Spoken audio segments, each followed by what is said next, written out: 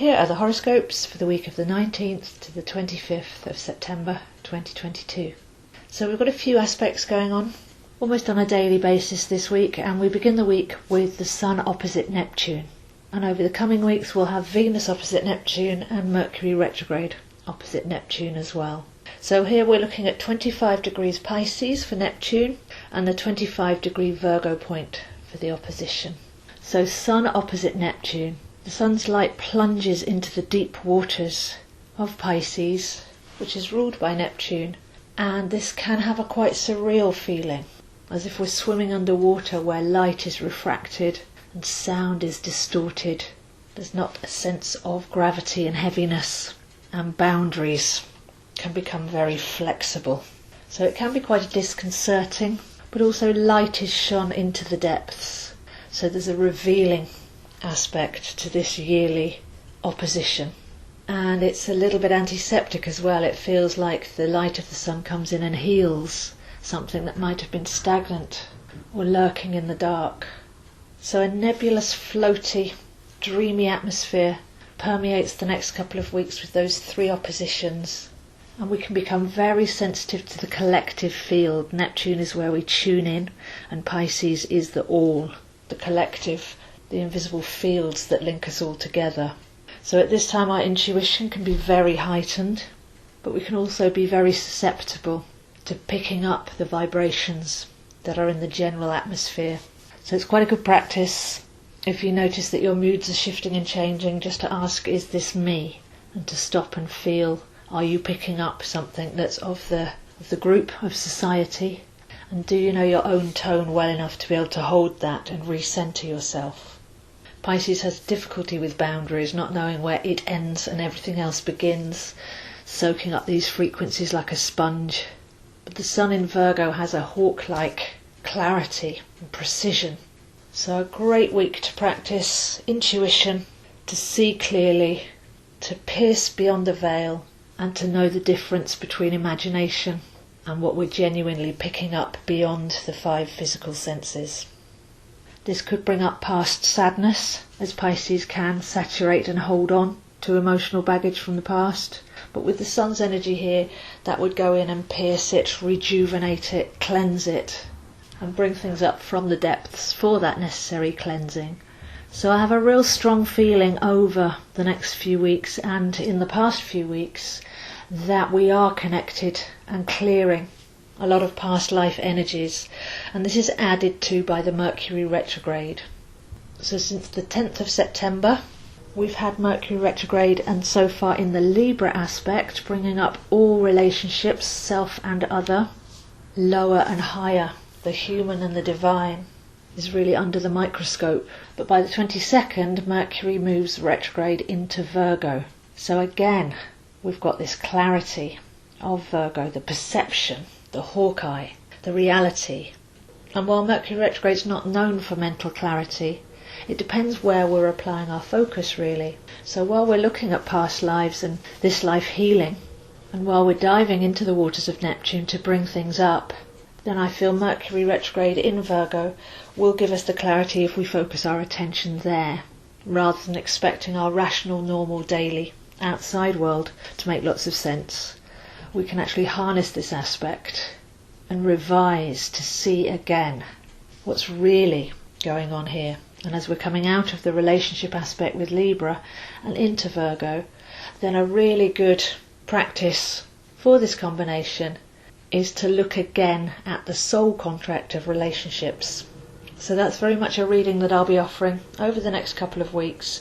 We can meet someone, we're trying to fit them into a template of what we understand relationship to be, and try to squeeze something that's one shape into a different shape box. But can we step back and can we have a look at what's really going on here? What's the soul contract? Why have we met? What do we share? What lessons are coming out of this, without having to label it into a conforming relationship template.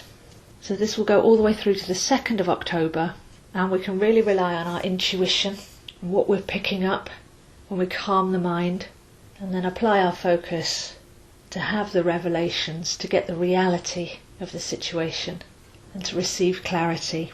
So really powerful combination there for self-exploration, for tying up loose ends.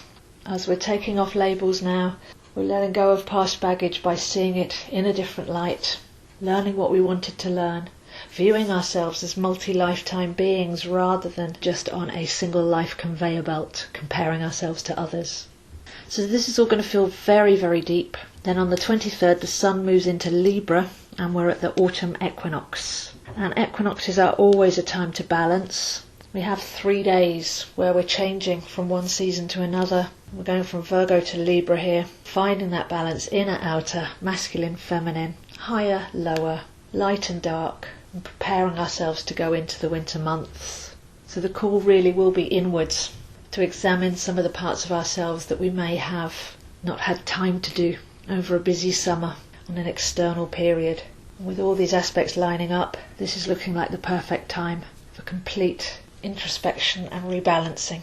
Then as we head towards the weekend, we have the new moon in Libra, and that's at 22:52 on the 25th at 2 degrees. So the sun and moon in Libra, completing the equinox journey, making a fresh start. We should be able to come out of this week feeling recalibrated and rebalanced, more aligned, more centred, and even more connected with others, as we're not forcing them to be something for us that they didn't come here to be, taking the responsibility of what we wanted to receive from others that we first need to give to ourselves. And Libra is liberation, so setting them free to be who they are as we enter into a period where we'll be relating much more consciously on a soul-to-soul level.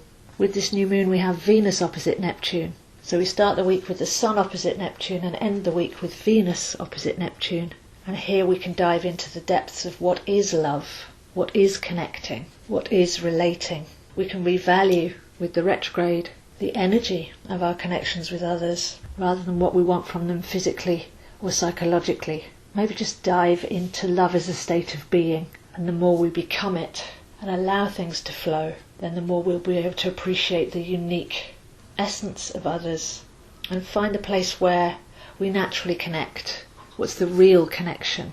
And if we look at the vocabulary of love and relationships, there's many words that are often left out. So when we share a middle ground with someone, that could be circling around honour or respect, admiration, inspiration, upliftment, excitement, nourishment. So all in all, this is a week to feel deeply, to know our own frequency, to be able to tune in past the collective and see what's being revealed or coming up for cleansing, to turn our focus on relationships, to revise them in terms of soul contract, to rebalance over the equinox and start afresh with the new moon in Libra with what we really value, what we value in ourselves, what we value in others, the quality of life, what we're creating, the energy of any connections with others, allowing that to be its natural organic self, and liberating ourselves from many decades of emotional and psychological